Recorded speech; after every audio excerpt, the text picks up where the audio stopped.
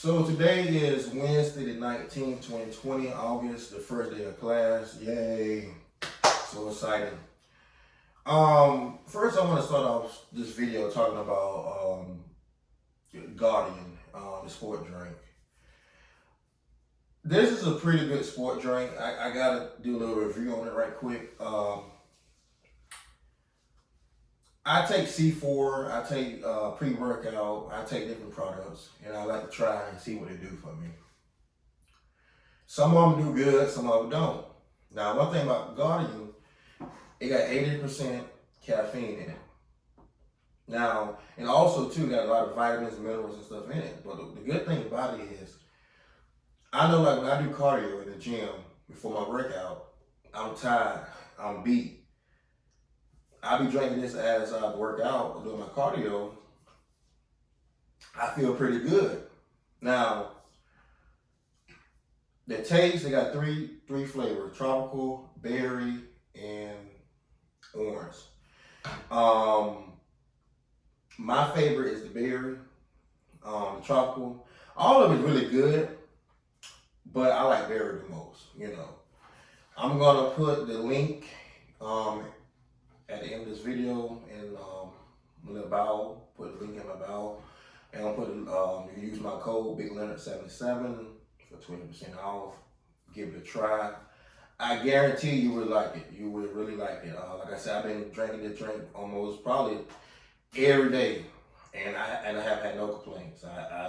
It's really legit. Now we're about to get started with the real video. And this is what this video is about. The topic today is, like I had a video yesterday talking about the football and stuff. But we're going to break it down a little bit more in this video. We're going to talk about the semi-pro football world. Now, I had a conversation with one of my teammates today on the phone. We talked on the phone about a good 30 to 40 minutes. And the whole conversation was about football and what we expect and what went on in the past and how stuff worked and operated. And I told him, I said, a lot of people don't like me because I believe in keeping it real. I'm not for the sugarcoat nothing. I'm not one of them people that will be like, yeah, everything will be okay. Don't worry about it. It's just the way of the game. No, I'm tired of hearing that. I'm here for the truth. And I believe the truth. That's me. Everybody ain't like that. Everybody like to run games and hide behind stuff and throw stones, and nothing won't be man enough to say who threw the stone. So, the semi-pro world, let's talk about it. A lot of people know what semi-pro is, but it's like it's somewhere for older people to play ball that still have hopes and dreams of playing football. It's a world that they can be accepted in. Now, for me, my experience of playing semi-pro football is it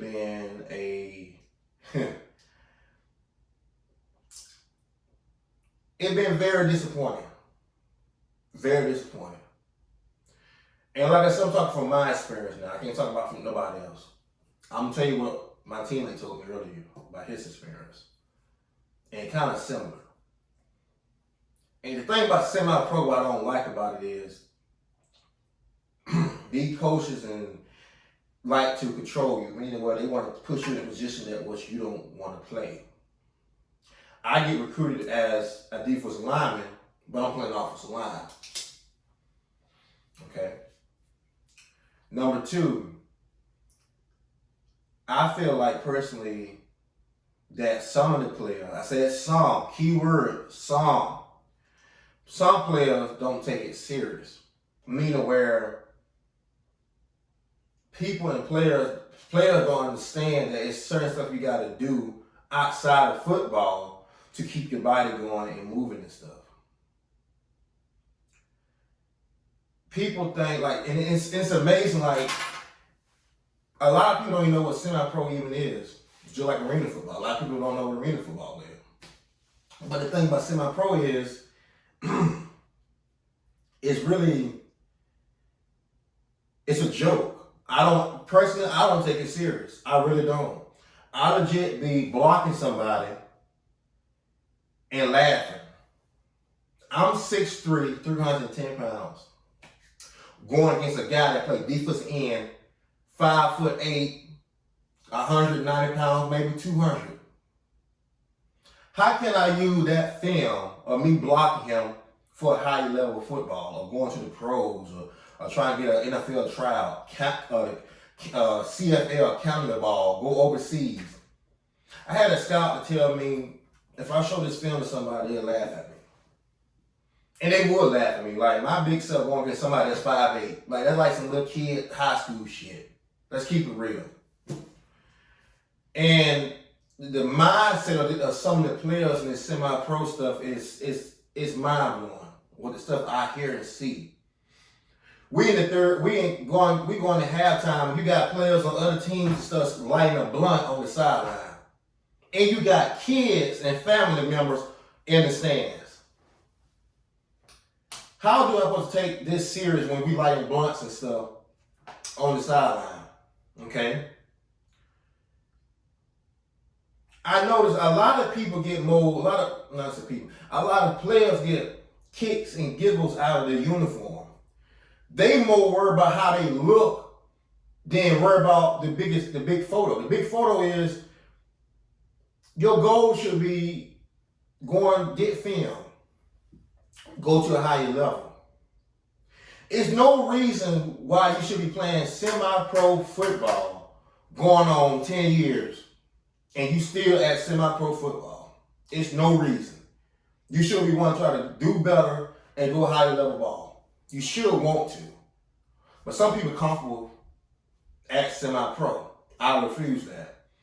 I know my worth. I know my ability. I know what I can do. I know what I can bring to the table. I'm not a half-ass lineman. And when I mean lineman, I can play both sides of the ball. Y'all see my videos. Y'all see the hard work I put in the gym.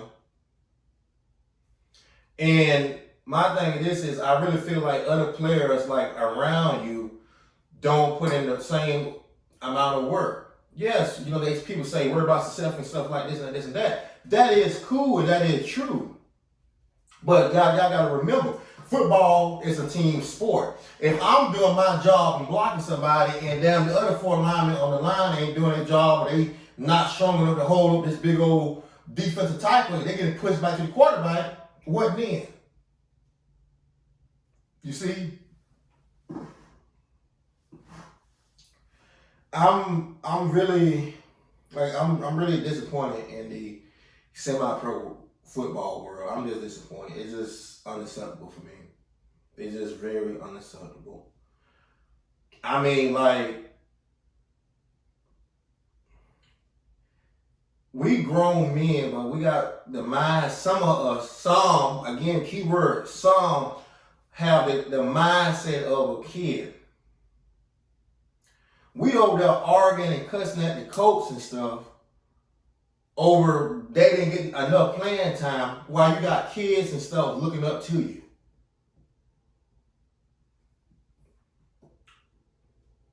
If y'all were doing this shit when I was in high school, like back in 2015, 2014, to my coach in 2014, y'all did that, y'all be kicked off the team in a second. But like, it's just amazing, like the players on this semi-pro stuff, on these teams, the player run the team. They outdo the coach.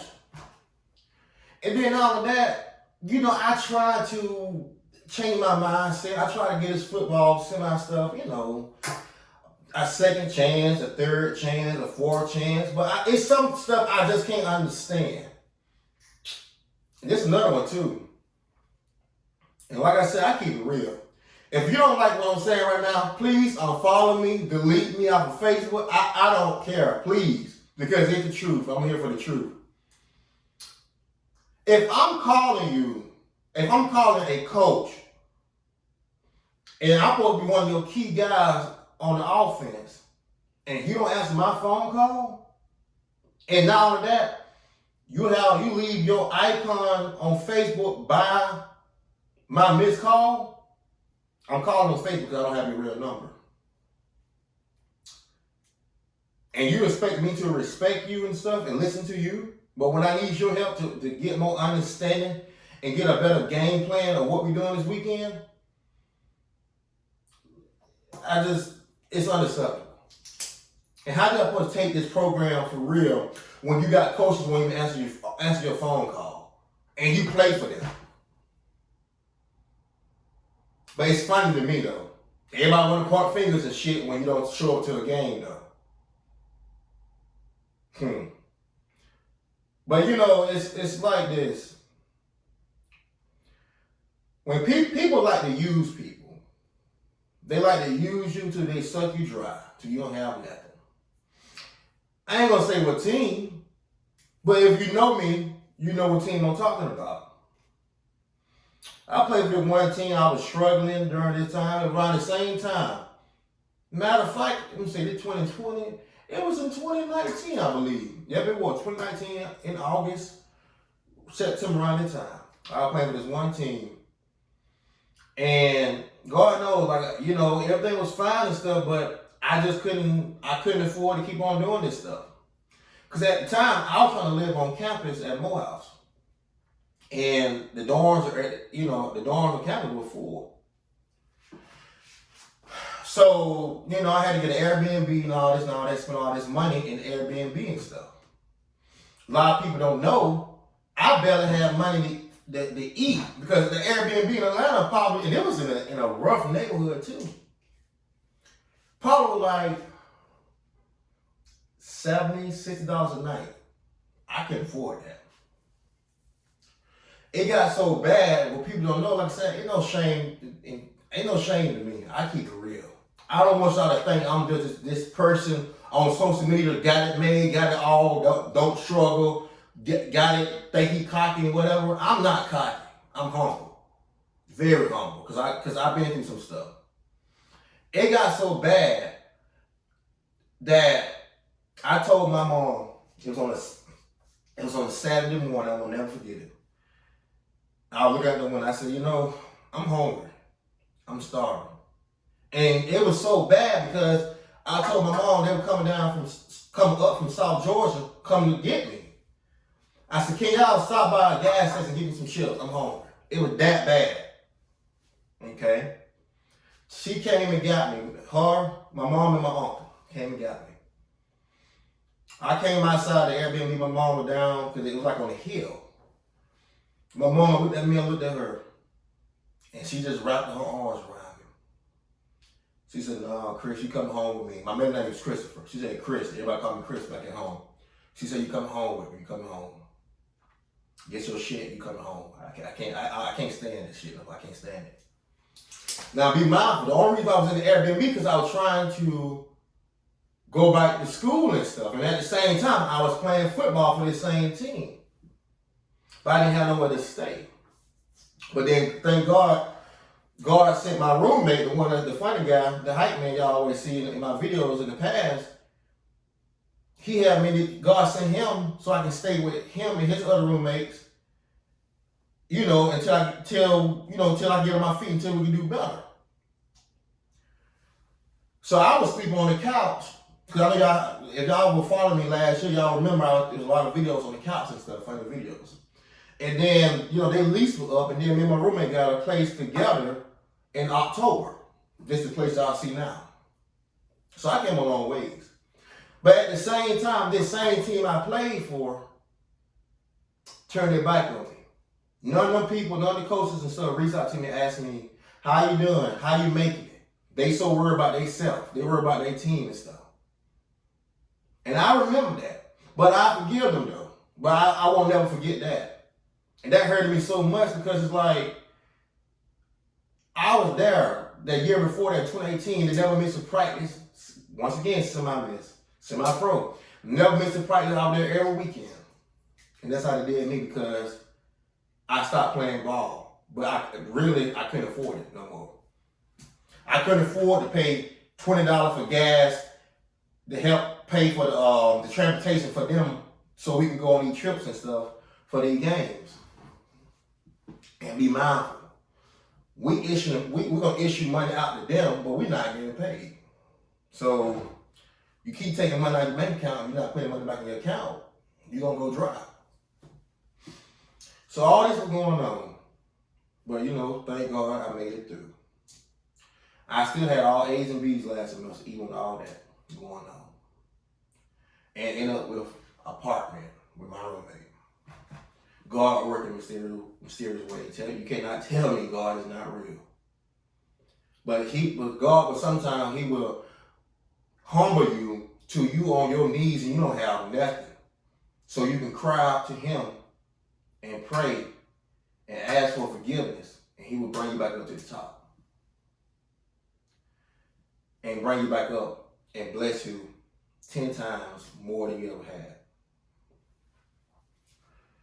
So that's my little take on the little semi-pro stuff. And it seemed like to me, like I get excited for the football. Then once I go and get into a program, I get let down each time. It's always something. And you about to say, well, you know, Leonard, ain't no such thing as a perfect program. And that ain't true. The NFL is not perfect. But I want to ask for small stuff, and people can't even do that. When I'm calling and asking questions because I'm a concerned player that want to better themselves in the game, you don't see that much. We got these players now, my generation, we worry about looks and how we look on a photo. That's what we worry about, looks. When we should be worried about trying to go to a higher level and try to go somewhere other than semi-pro. And I noticed and I learned from, like I said, I can only talk about it because I've been through it and I'm going through it. I was going through it. A lot of guys don't see what they see in themselves. A lot of guys got plenty of talent, but they let their mouth and their attitude ruin them. Like just ruin them terribly. You know, and it's like, sometimes I be saying, like, shit is not that serious. Keep your fucking mouth. Be quiet. Let the man coach. You sit back for the ride. Let the man coach.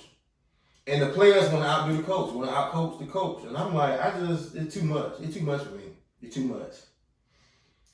It's too much. You know, and everybody in semi-pro is headstrong. Everybody think they know everything. Nobody want to be humble. Nobody want to listen. Everybody want to do what they want to do. So for me, the semi-pro world is like, if you're about that life, go for it. But if you was brought up in programs in your high school where you used to structure and you used to stuff in the right way, that's gonna be your mindset. When you see ghetto shit, you don't want to be a part of it. You just don't. You know, I remember just different things back in high school. And it's like, I think I remember one of my coaches, he said, let me see, can I get it right? He said, if you early, you on time. If you on time, you late. And I will never forget that. He said that in 2014, and one of my coaches did. And that stick to me to this day. So that tell you that mindset of that coach. He's about his business. He looked out for me. And I hated when he left the house. I hated when he left. I hated it. It hurted me. I called him that next week and told him on the phone, I said, Coach, I said, can you come back? Please come back. Come back, please come back. Because he was the only person that really cared. He cared about me and cared about the program. And like when I see this semi-pro stuff and I'm so used to stuff being a certain way and I see this shit, it's like, I see myself, what I'm doing here? Like really, what am I doing here? It's not that I think I'm better than everybody else, not nothing like that. But when you use, like when I played arena ball, I want to get some NFL guys and block some NFL guys. My confidence level is off the charts after that experience. So when I be playing this other semi-pro mess, and I be looking at on the sideline and look at everybody's eyes, because your eyes tell a story. I see the people's eyes getting big, like there's a player eyes getting big when they see the other people, the other team and stuff. And it's funny to me. It's really funny. And I be like, y'all scared of this? Y'all fear this? Like, this is kid stuff. I wouldn't get NFL guys. This PB mess. Like, man up. They put their pants on the same way we put our pants on. Man up. So that's my little story on the little semi-pro. I'm headed back home to South Georgia today. So I probably won't be making no videos until I come back. I might make one. I might take my tripod down there. I'm gonna be down with my mom for a whole week. I call it the Bayous in South Georgia, is what I call it. Also, don't forget to go to the link, use my code BigLeonard77 for 20% off to purchase your drink for Guardian. They a really good company. They legit. They will reach out to you. You got questions, anything. Like I said, I really love this company. They love me. They reach out to me. They show me support. They told me if I need anything, let them know. And I'm like, I've been on back for y'all because you don't have many companies in this world now will reach out to you. You don't have that now. And people don't understand, you got to start small and work yourself up.